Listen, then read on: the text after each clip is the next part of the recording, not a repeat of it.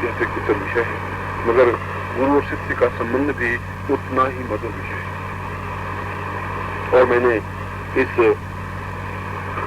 महाकाली साधना का एक प्रमुख प्रसंग भाग्य निर्माण मंत्र भी है, जो काली साधना के माध्यम से संभव है।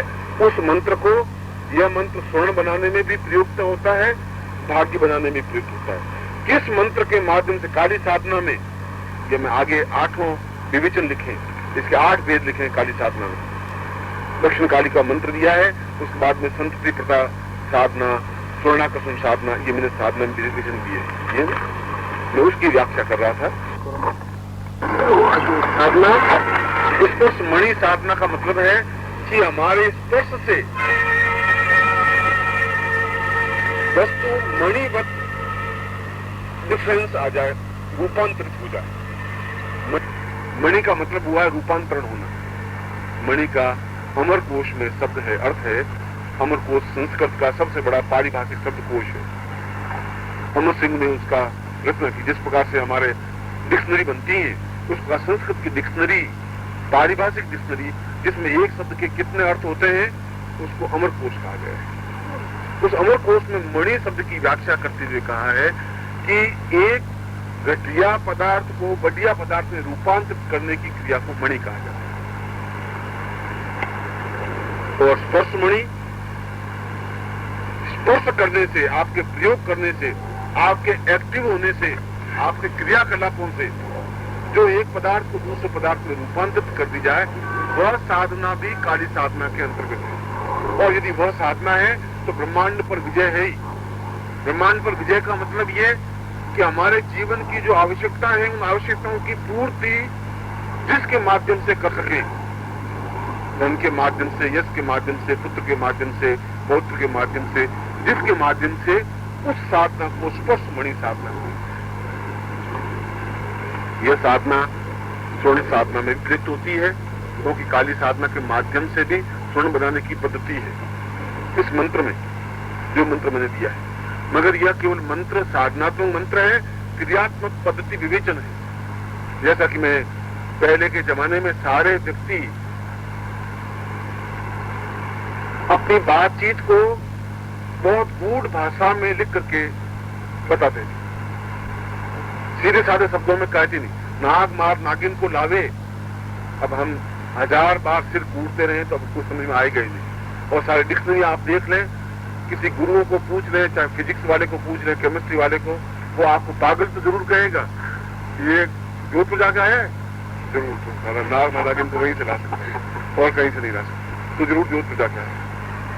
अब उनको समझाएगा क्योंकि उनका स्तर उतना ही है, उसके आगे वो थिंकिंग नहीं कर सकते, वो सोच नहीं सकते। और जहां हमारी बुद्धि काम नहीं करती, हम उसको पागल कह देते। हम साधुओं को पागल कह देते हैं। पागल है कि आत्मानंद में लीन है, तुम उस चीज को पहुंच नहीं सकते। वहां उस स्टेज को जब समझ नहीं सकते, जिसको हम समझ नहीं सकते, वो कहते हैं ये बेकार है या पागल है। यह स्पर्श मणि साधना में, उसमें मैंने बताया कि गूढ़ कैसे, उसका भी एक छोटा सा उदाहरण देकर समझा दूं आपको।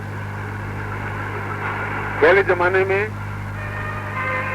सारी बातचीत अपने बेटों को समझाते थे या गुरु शिष्य को समझाते थे, तब भी संकेत भाषा में समझाते थे, सीधी भाषा में कहते ही नहीं थे, क्योंकि वे उस चीज को गोपनीय रखना अपना कर्तव्य समझते थे। और यदि वो कहते हैं कि भगवान कृष्ण को स्मरण कर, तो आज के युग में अगर मैं शिष्यों को कहता तो ये कहता कि भगवान कृष्ण को प्रणाम करो, ये कहते। मगर पुराने जमाने में इसी बात को कैसे कहते थे वो बताऊं। अजा सहेली तासु रिपु ताजननी भरतार, ताके सुत के मित्र को बजिए बारंबार। अब समझिए थोड़ा सा। अजा माने बकरी, अब बकरी से शुरू हो रहा है वो।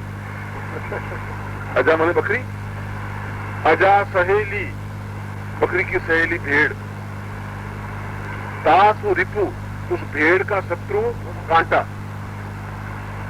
क्योंकि भेड़ के बालों में कांटा चुभ जाता है तो अंदर चुभता रहता है, निकलता भी नहीं, बाल बड़े बड़े होते हैं और अंदर बड़ा दर्द रहता है उसको। तो अजा सहेली, अजा की सहेली, बकरी की सहेली भेड़, तासु रिपु, उसका शत्रु कांटा, ता जननी, उस कांटे की मां कौन? पृथ्वी, पृथ्वी से पैदा होता है कांटा। ता जननी भरतार, और उस जननी माने पृथ्वी का भरतार कौन? इंद्र, इंद्र से वर्षा होती है। ताके सुत, उस इंद्र का बेटा कौन? अर्जुन। ताके सुत के मित्र को, उस अर्जुन का मित्र कौन? कृष्ण। ये बात अब सीधा तुम कह देते कि कृष्ण को भजो, पर नहीं, यूं कहेंगे तो विशेष, वो तो बकरी से शुरू करेंगे। अब जब बकरी से शुरू करेंगे तो हम कंफर्म कैसे करेंगे कि वहां तक पहुंचेगा? अजा सहेली तासु रिपु, ता जननी भरतार, ताके सुत के मित्र को भजिए बारंबार। इन मंत्रों में भी और नागमार नागिन के मंत्रों में भी वही खेल, वो अजा से शुरू करेंगे, कृष्ण तक पहुंचा देंगे। इस नागमार नागिन में भी वही कूट दिखे। यह मंत्र है, यह मंत्र स्वर्ण बनाने की पद्धति है, ये जो मैंने मंत्र किया है। साधनात्मक दृष्टि से तो यह मंत्र है, मंत्र जाप। हकीकत में यह मंत्र है ही नहीं। अगर बिल्कुल प्रामाणिक रूप से कहा जाए तो शीश सूक्त अपने आप में मंत्र नहीं है, कनक धारा अपने आप में मंत्र नहीं है। कहते हैं कि शीश सूक्त का पाठ करने से लक्ष्मी प्रसन्न होती है, शीश सूक्त को समझने से लक्ष्मी प्रसन्न होती है, क्योंकि शीश सूक्त के 16 पद हैं।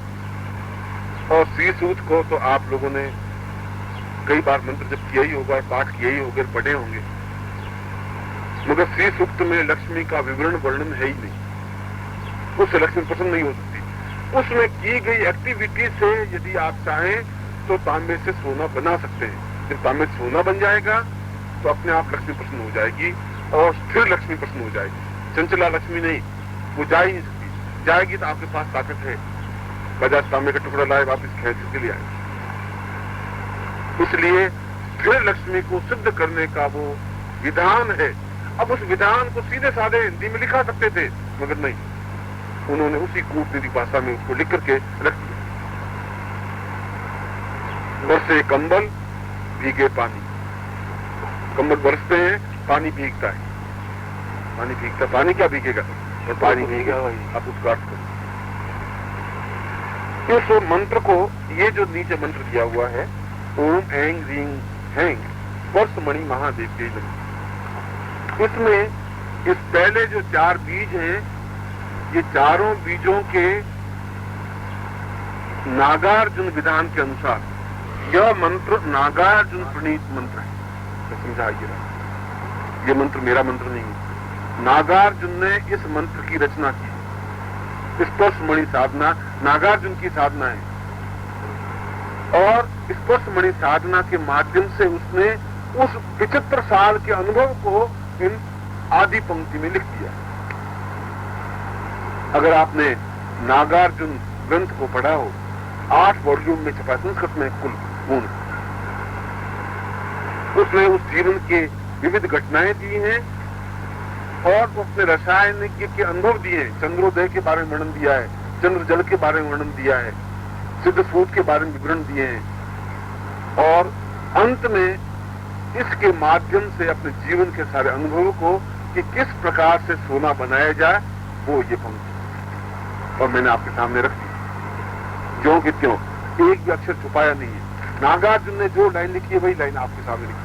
नागार्जुन ने उसमें लिखा है कि इस तरीके से ही मैंने स्वर्ण बनाया है।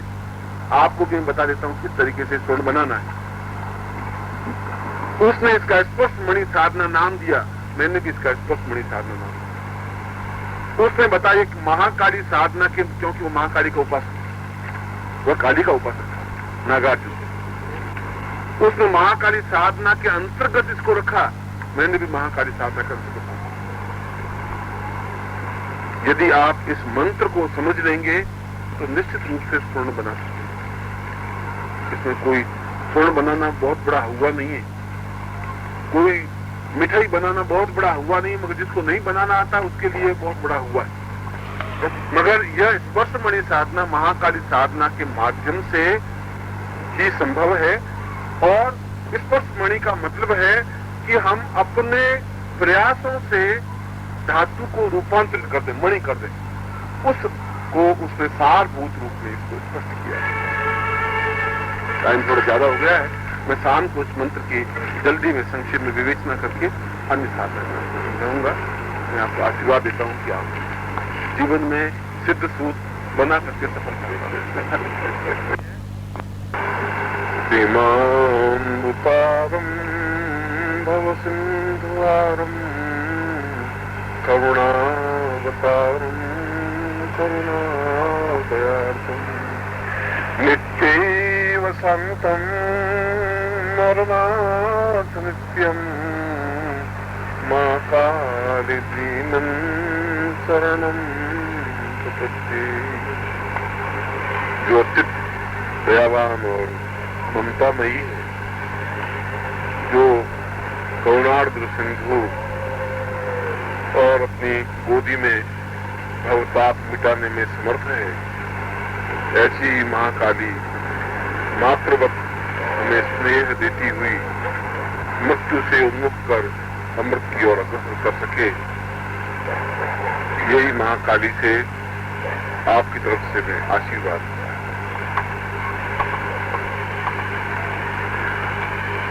महाकाली के इस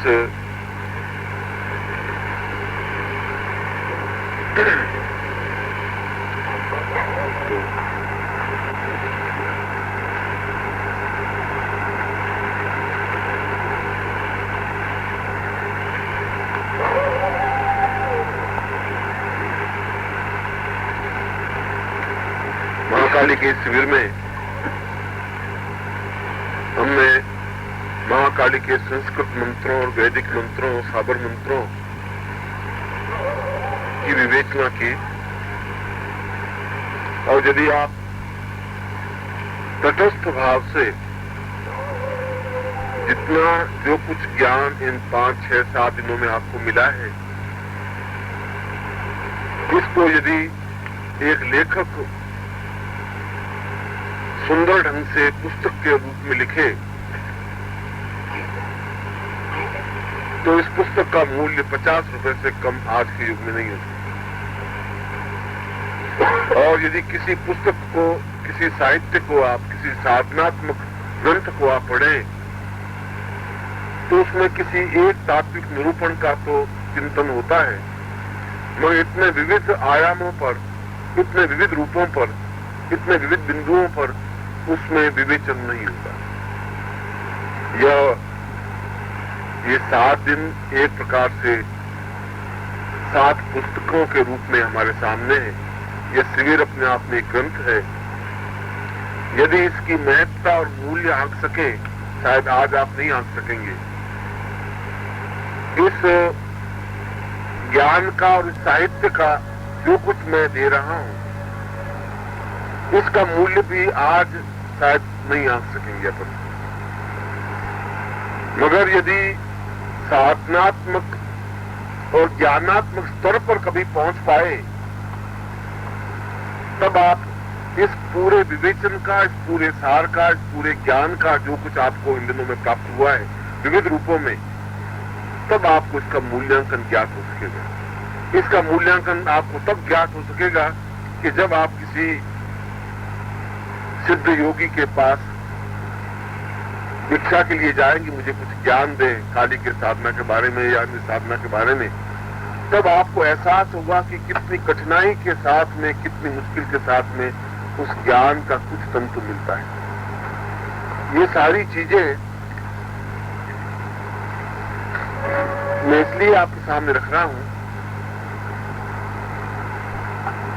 कि ज्ञान को केवल पुस्तकों में लिपिबद्ध करने से कुछ नहीं हो पाएगा।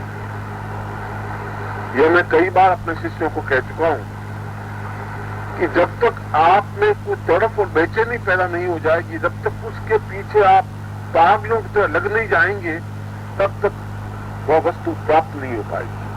चाहे वह साधना हो, चाहे वो ज्ञान हो, चाहे वो आयुर्वेद हो, चाहे वो किसी प्रकार का कोई तात्विक निरूपण हो। केवल इन 5-7 दिनों में यदि आपने उस कागज को लिख करके कॉपी में लिख के रख दिया या टैप को रिकॉर्ड करके रख दिया और उसके बाद में आप उसको भूल गए, तो ये सब कुछ किया कराया एक प्रकार से व्यर्थ, कोई अर्थ नहीं है। अर्थ तो तब है जब आप इस छोटे से और कहा जाए बहुत बड़े ज्ञान को मैंने बहुत संक्षेप में आपके सामने रखा है, मगर स्पष्टता के साथ रखा है। कहीं उसमें छुपाया नहीं है, कहीं उसमें न्यूनता नहीं बढ़ती है। मगर कोई भी चीज जब तक हम प्रैक्टिकल रूप में नहीं करेंगे तब तक उसकी सिद्धि और सफलता नहीं मिल सकती। जब तक हम उसको प्रैक्टिकल जीवन में उतारेंगे नहीं तब तक उसका महत्व और मूल्य भी नहीं आन सकेंगे। यह जो भी आपका जीवन आगे के वर्षों में है, यह जीवन एक घिसा पिटा जीवन नहीं रहे। उस घिसे पिटे जीवन का कोई अर्थ नहीं है। जीवन तो अपने आप में मेरी दृष्टि से भाण की 4 पंक्तियां, भाण एक महाकवि हो चुका है भोज के समय में, और उसने अत्यधिक सुंदर 4 पंक्तियां लिखी हैं। मेरे जीवन की तो वो पाथे हैं, एक रास्ते है, मार्गदर्शक है। तो उन 4 पंक्तियों में उसका है तो अपभ्रंश में, क्योंकि भाण अपभ्रंश का कवि हुआ है। शत्रुर्नमोहो न गतम नरोहो व्याधिर्न चिंतम तमेव भूतम आतिथ्यमेकम नबिताम नराणाम दिक दिक तो जिंदम तो जिंद दिन्नम। उन्होंने कहा कि उस व्यक्ति का जीवन धिक्कारमय है जिस व्यक्ति के जीवन में 100 शत्रु नहीं है, और उस व्यक्ति का जीवन तो बिल्कुल धिक्कारमय है जिसको कम से कम 100 लोग गालियां नहीं देते। उस मां को ऐसा पुत्र पैदा ही नहीं करना चाहिए जो, और जिस व्यक्ति की, जिस बालक की आलोचना नहीं होती, जिस व्यक्ति के 100 शत्रु हों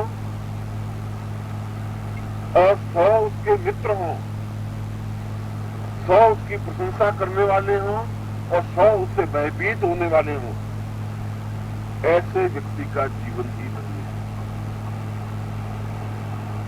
ये बात मैं इसलिए कह रहा हूं, आलोचना उसकी होगी जो कुछ नवीन करेगा। जो किसी पिटी जिंदगी में जीने वाला है उसकी कोई आलोचना नहीं होगी, उसकी कोई प्रशंसा नहीं होगी, उसका कहीं नाम होता ही नहीं, इतिहास में उसका उल्लेख नहीं होता, और जो इतिहास में अपने हस्ताक्षरों को लिख नहीं पाता उसका जीवन अपने आप में व्यर्थ है, बेमानी। मैं कई बार इस जिम्मेदारी को छोड़ता हूं अपने शिष्यों के बीच में कि यह जो आपको जीवन मिला है यह इतना ऑर्डिनरी जीवन नहीं है, एक अत्यधिक महत्वपूर्ण जीवन मिला है, महत्वपूर्ण साधना शिविर मिला है और महत्वपूर्ण गुरु मिला है। उसके बाद भी आप जीवन को घिसा पिटा जीवन जी लें तो भाण के शब्दों में आपका जीवन नगण्य है, व्यर्थ है। ठीक उसी प्रकार से जिस प्रकार से आपसे पहले 24 पीढ़ियों का जीवन व्यर्थ। आप मुझे बताइए, बहुत कड़वी बात तो कहूंगा, मगर आपके पिता का नाम तो हमको तो पता नहीं। आपके पिता मूल्यवान हो सकते हैं, मेरे पिता मूल्यवान हो सकते हैं, मगर उनका नाम कहीं हमने सुना नहीं है। आपके दादा का नाम भी नहीं सुना है, परदादा का नाम भी नहीं सुना है। 5 पीढ़ी के पहले तो आपको खुद को ही पता नहीं कि आपके दादा के नाम क्या था, इसलिए कि उनका जीवन एक घिसा पिटा जीवन था। उस जीवन में कोई चिंगारी नहीं थी, कोई आग नहीं थी, कोई तड़प नहीं थी, उन्होंने कोई रोशनी पैदा नहीं की। और जो रोशनी पैदा नहीं कर सकता वह तो ठीक दुखते हुए लकड़ी की तरह है जो दुखती रहती है, जो 10 साल दुख सकती है, 50 साल दुख सकती है, 100 साल दुख सकती है। उस दुखती हुई जिंदगी का कोई अर्थ नहीं है, कोई मूल्य नहीं है। एक क्षण के लिए भी चमके, आग की तरह, सोले की तरह चमके किसी भी फील्ड में, वह फील्ड चाहे साधना का हो, वह चाहे आयुर्वेद का फील्ड हो, वह चाहे किसी भी क्षेत्र का हो। क्योंकि जब आप कुछ करने के लिए निकलेंगे तो सबसे पहले आपके पहले कदम पर आपका शत्रु आपका खड़ा होगा, जो आपको भरमाएगा कि क्या कर रहे हो, तुम बेकार है, ये तुम यूजलेस, तुम कर जिंदगी बर्बाद क्यों रही, नौकरी क्यों छुट्टी ले रहे, ये 10 दिन की छुट्टी लेके होगा क्या? अरे कोई साधना से कुछ होता है क्या? अपनी दिमाग खराब से रखो। ये सबसे पहले पत्नी भरमाएगी कि तुम तो बेकार कर क्या रहे हो, तुम्हारा क्या होगा उससे। अगर हम धार्मिक कार्य करेंगे तो आलोचना, हम पाप काम करेंगे तो आलोचना, हम ज्यादा पत्नी को फड़फड़ाए तो आलोचना, कुछ नहीं बोले तो आलोचना। जीवन में आलोचना तो होती है, और आलोचना उसकी होती है जिसमें कुछ दमखम होता है। जब मुझे कोई आलोचना मेरी करता है कि गुजरात में आपको फलाना फलाना कह रहा था, तो मैं अपने आप को बड़ा गौरवान्वित महसूस करता हूँ कि कुछ हूं जरूर। वहां बैठे बैठे भी याद करते हैं, बड़बड़ा रहे, हो रहे कुछ है, क्योंकि मेरे आस पड़ोस का किसी का कहीं कोई आलोक उल्लेख नहीं है, क्योंकि मुझे चिंता है ही नहीं। उन आस पड़ोस के लोगों से अगर जोधपुर के 8 लाख लोगों में से मेरे बारे में कुछ कहा सुनी हो रही है, तो हो तो रही है, हो रही है इसलिए कि उसमें कुछ विचित्र है, कुछ नवीनता, कुछ नवीन बात देने की मेरे में ताकत है, क्षमता है। अब आलोचना का अर्थ प्रशंसा भी हो सकता है, आलोचना का अर्थ आलोचना। कई बार पति जब यहाँ साधना में आते हैं तो पत्नियों के पत्र मुझे मिलते हैं कि आप कैसे गुरु, जो बार बार आप उनको यहाँ बुला लेते हैं जोधपुर में, आप उनको नौकरी करने देंगे कि नहीं करने देंगे, मेरे छोटे छोटे 2 बच्चे हैं, आप उनको साधु बना देंगे तो मैं किसके भरोसे रहूंगी, और आप ऐसी गुरु जी कुछ नहीं करें, और साधु के मैं हाथ जोड़ के प्रार्थना तो आपकी हाय लगेगी मेरी। इसलिए जिंदगी में आलोचनाओं से विपरीत घबराने की जरूरत नहीं है। जीवन में कुछ नवीन चिंगारी पैदा करने की जरूरत है, और वह नवीन चिंगारी पैदा करने के लिए इतिहास में नामोल्लेख के लिए केवल एक ही मार्ग है, और वह मार्ग है साधनात्मक मार्ग। वह साधना किसी की भी हो सकती है, वह साधना आयुर्वेद की हो सकती है। आयुर्वेद के क्षेत्र में अपना पूरा जीवन लगा दीजिए, आप निश्चित रूप से कुछ उपलब्धि प्राप्त कर पाएंगे यदि आपको सही गुरु मिल गया। यदि मार्गदर्शक आपका सही है तो आप जरूर उपलब्धि प्राप्त कर पाएंगे। यदि आप साधना के क्षेत्र में भी सिद्धाश्रम में पहुंच गए तो आने वाली पीढ़ियां भी आपको याद कर पाएंगे। आनंदमयी मां को आज भी याद कर रहे हैं, विश्वदानंद जी को आज भी याद कर रहे हैं। अभी तो कुछ साल पहले की बात है, उनके बेटे पोते की वजह से आनंदमयी को मां को नहीं याद कर रहे हैं, क्योंकि उन्होंने अपने जीवन में एक मामूली से किसान की लड़की, और जीवन में प्रारंभिक अवस्था में जिसको वैधव्य जीवन भोगना पड़े, वो अपने प्रयत्नों से सिद्धाश्रम तक पहुंच जाए, उससे बड़ी उपलब्धि क्या हो। और विशुद्धानंद एक मामूली सा व्यक्ति जिसको पूरी साधनात्मक रास्ता ज्ञात नहीं, वह सिद्धाश्रम तक पहुंच सकता है। और शंकराचार्य जिसने 32 वर्ष की अवस्था में जिसका देहांत हो गया, और जब पहली बार उसने संन्यास लिया तो दक्षिण के पंडितों ने, उसके पूर्वजों ने, उसके आसपास के भाइयों ने, संबंधियों ने कहा कि ये जाति से बाहर हो गया, धर्मच्युत। और यहां तक कि जब उसकी मां की मृत्यु हो गई तो जाति वालों ने कहा कि हम तो उसको जलाने के लिए भी नहीं जाएंगे, क्यों, उसने संन्यास ले लिया। उसने लेख से हटकर के काम किया, अपने कंधे पर मां की लाश को ढोकर के सुनसान जाकर के जलाया अपने ऊपर, मगर हिम्मत नहीं आ रही, लेख से हटका नहीं। उसने कहा कोई बात नहीं, नवीन रास्ता मैंने पकड़ा है तो आने वाली पीढ़ियां मुझे जरूर याद रखेंगी। आने वाली पीढ़ियों में अपने नाम को स्मरण बनाए रखने के लिए ये जरूरी है। यही जीवन है। जीवन का सार यही है कि आपका पर्सनैलिटी, आपका सत्व आगे आने वाले 1000 वर्षों में भी जिंदा रह सके। आप क्यों इतनी मेहनत कर रहे हैं, परिवार को क्यों इतना कुंबा छोड़ा है, क्यों पत्नी लाए, पुत्र लाए, पोते बनाए, सब क्यों बनाया है, क्या अर्थ है उसका, क्यों मकान बनाया है, क्यों गहने बनाए हैं, अर्थ मकसद क्या है, अपने अस्तित्व को बनाए रखने की भावना, कामना। ये बेटे हैं तो मुझे सुख देंगे, कुछ नहीं तो मरने के बाद याद रखेंगे, श्राद्ध करेंगे, हमारा वंश चलेगा। अपने ओम परम तत्वाय नारायणाय गुरुभ्यो नमः। ओम ह्रीं मम प्राण देह रोम प्रतिरोम चैतन्य जाग्रय ह्रीं ओम नमः। ओम भूर्भुवः स्वः तत्सवितुर्वरेण्यं भर्गो देवस्य धीमहि धियो योनः प्रचोदयात्।